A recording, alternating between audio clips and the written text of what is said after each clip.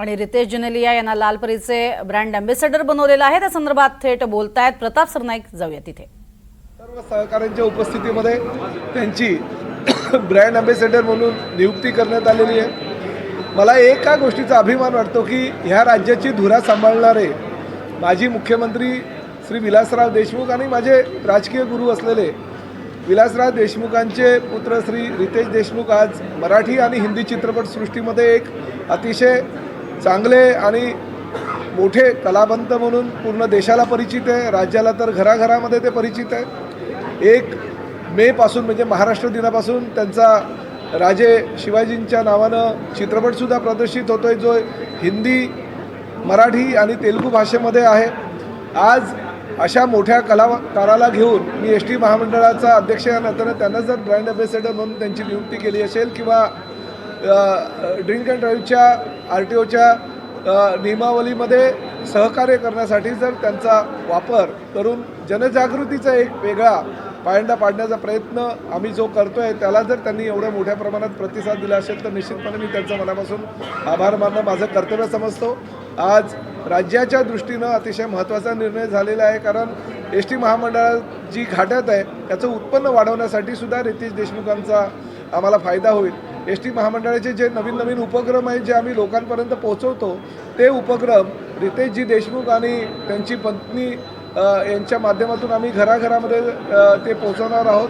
कारण जेनेलिया रितेश देशमुख यांनासुद्धा आपली सून, आपली मुलगी म्हणून महाराष्ट्रातील जनता अतिशय चांगल्या प्रकारे ओळखतात आणि हे जोडपं महाराष्ट्राच्या तळागाळातल्या जनतेपर्यंत घराघरामध्ये गेलेलं आहे आणि ब्रँड अँबॅसेडरच्या माध्यमातून अजूनही मोठ्या प्रमाणात ते जाणार आहेत। तर त्याबद्दल मी मनापासून त्यांचा आभार व्यक्त करतो आणि माननीय मुख्यमंत्र्यांनी उपमुख्यमंत्र्यांचा सुद्धा आभार व्यक्त करतो की त्यांनी ह्या माझ्या प्रस्तावाला मान्यता दिली। रितेशजी, तुमची देखील प्रतिक्रिया जाणून घ्यायची आहे। एस टी महामंडळाचे महाराष्ट्राच्या कानाकोपऱ्यापर्यंत पोहोचलेलं आहे, मात्र आता कुठेतरी तोट्यात आहे। तुम्ही कशा प्रकारे ते पुन्हा त्याच्यामध्ये मदत करू शकता? दुसरी गोष्ट, एस टीने तुम्ही कधी प्रवास केला आहे का किंवा करणार आहात? नाही, सर्वप्रथम मी प्रतापजींचा अत्यंत आभारी आहे की त्यांनी मला ब्रँड अँबॅसेडर म्हणून माझी आणि जेनेलिया यांची नियुक्ती केली।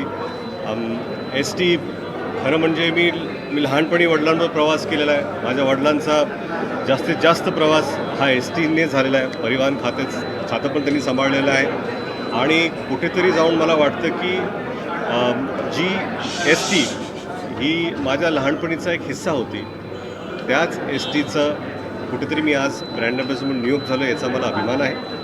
आणि माझ्या परीने, जेनेलियाच्या परीने जे काही सहकार्याची गरज असेल ती आम्ही करायला तयार आहोत। आणि परत एकदा मी तो एस टीचा जातानाचा फोटो तो आणि हो ते मी त्यांना सांगत होतो की लहानपणी म्हणजे साहेब लातूर, पुणे, इतर भागात एस टीने जायचे आणि नेहमी येऊन आम्हाला सांगायचे की कसे ते दोरी ओढायचे, पैसे आम्ही द्यायचो लहानपणी, आणि तो प्रवास त्यांनी पाहिलेला आहे आणि तोच प्रवास आम्ही पण त्यांच्याबरोबर लहानपणी केला होता। त्यांचा एक फोटो आज अजूनही बाभळगावमध्ये आहे, जो ते एस टीमध्ये बसलेले आहेत आणि बाहेरून एक फोटो आहे आणि ते आत बसलेत। तो जो फोटो आहे ना, तो आमच्या संपूर्ण परिवाराचा सगळ्यात जवळचा फोटो आहे, कारण काय साहेब तिथे बसले होते जी त्यांची आवडती जागा होती आणि ती होती एस टीच्या खिडकीला बसायची। ते म्हणायचे की आम्ही खिडकीला बसायचो कारण एका बाजूने वारं यायचं आणि मस्त आम्ही झोपायचो तिथे।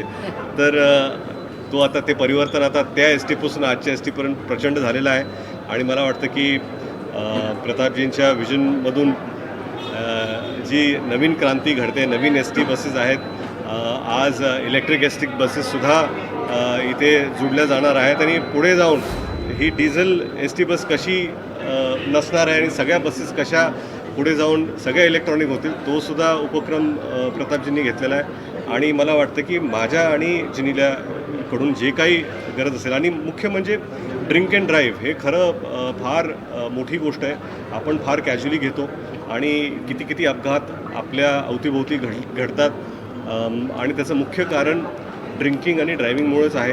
आपण सेफ्टी नियम्सना त्याचं पालन व्यवस्थित आपण करत नाही, तर त्याचासुद्धा प्रचार करणं फार गरजेचं आहे आणि आम्ही तत्पर आहोत।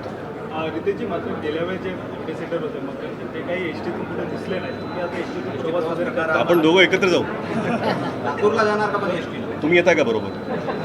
नाही पण रितेशजी खरंच तुम्ही आणि जिंगले मॅडम जी. आहेत, तुम्ही तरी आधी आठवण सांगितली त्याची जिंगले मॅडमचा प्रवास झाला की आम्हाला माहित नाही त्याबद्दल नाही, त्यांनी मुंबईच्या बसेसमध्ये प्रवास केला. त्यांचा जन्म लातूरचा नसल्यामुळे ते एस टी प्रवास करू शकले नाही. दोघे एकत्र जोडीने दिसाल का? अरे हो, नक्कीच ना, नक्की जाऊ ना. काय आहे त्याला? तुम्ही जो निर्णय घेतलेला आहे मराठी सक्तीचा त्या संदर्भात अनेक रिक्षावाल्यांनी आपली नाराजी व्यक्त नाही, केली आहे. आधी यांचं होऊ द्या, म्हणजे त्यांना मी पाठवतो, कारण त्या वाद्यामध्ये त्यांना मी त्यामुळे त्यांना आधी मी सोडतो आणि यांच्या प्रश्नासाठी परत येतो. रितेशजीची देखील भूमिका जाणून घ्यायची आहे की परिवहन मंत्र्यांनी एक नियम घेतलेला आहे की सर्व रिक्षा टॅक्सी चालक आहे त्यांना मराठी येणं बंधनकारक आहे ना, तर त्यांचं परमिट आहे ते कॅन्सल केलं जाऊ शकतं. तुम्ही कशा प्रकारे बघता नाही, कसं आहे की भाषेचा- मला असं वाटतं की महाराष्ट्रामध्ये मराठी भाषा ही अनिवार्य असलीच पाहिजे.